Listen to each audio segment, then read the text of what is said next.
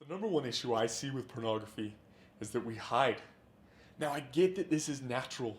My own little daughter, when she makes a mistake, will naturally try to hide.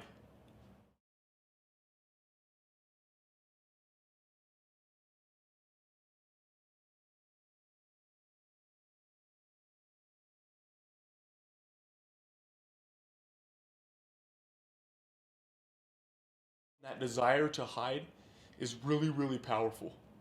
Especially when we're ashamed, we have to overcome this. There are so many ways that we each hide. In fact, I would say that almost all of us are hiding from pornography or sex in some way. Teenagers clear internet histories, use private or incognito browsing, have apps that they delete when they go home so their parents don't see, and sometimes even have burner phones so that their parents don't know what they're doing. Parents avoid talking to their kids about sexuality. They sometimes have this the talk and then think that they're done, even though their gut is constantly telling them that they should be talking about this more often. Spouses hide from each other and at times struggle to talk about sex even if they're having sex. This is something we can be so much better at.